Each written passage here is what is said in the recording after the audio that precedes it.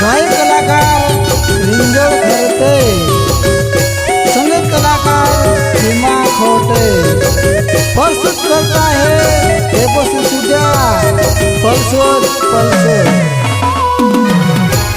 खोटे recording studio पल्सोर Ram मंदिर गली।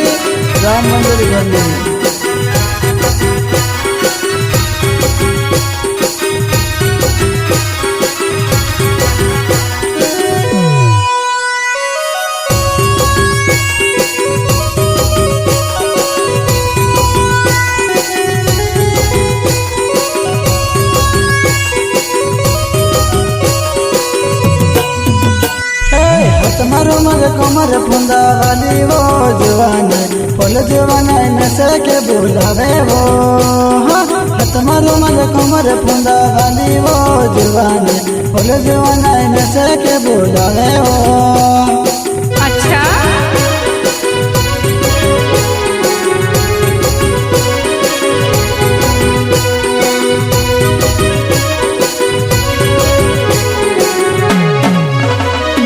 दाड़ी दाड़ी फोन लगाड़े वो जुआन पल जुआन नशे के बुलावे वो।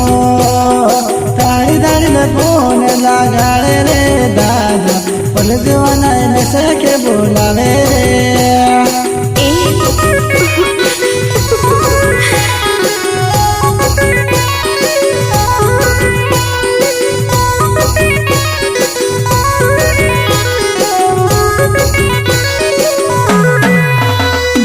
दाड़ी दाड़ी फोन लगाड़े रे दादा पल जुआन नशे के बुलावे रे। दाड़ी दाड़ी फोन लगाड़े रे दादा पल जुआन नशे के बुलावे रे।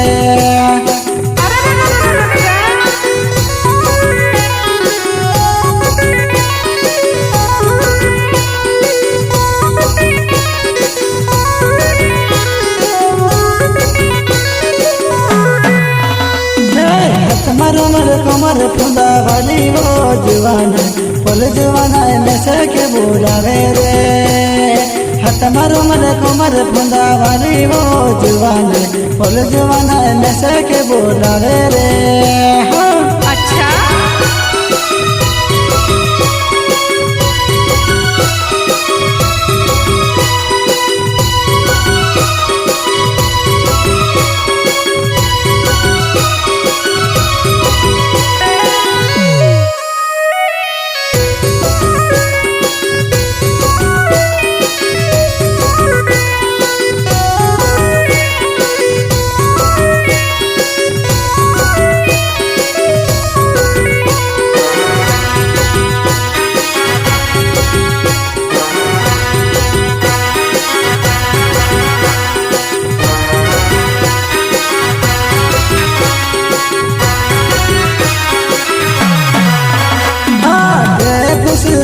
मारो नाले वो जुआन पल सुते हाथ मिले आओ जीवो।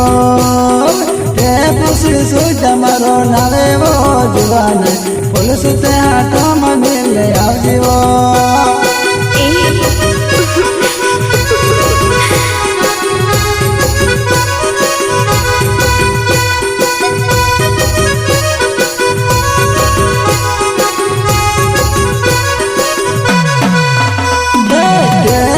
सुध मारो नाले वो जुआन पल सुते हाथ मिले आओ जीवो। सुध मारो नाले वो जुआन पल सुते हाथ मिले आओ जीवो।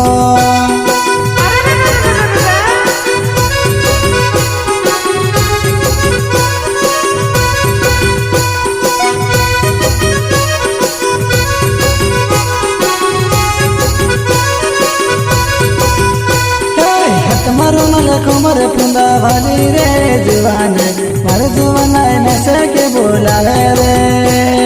हाथ मारो मल कमर फुंदा वाली वो जवान पल जुआन नशे के बुलावे रे।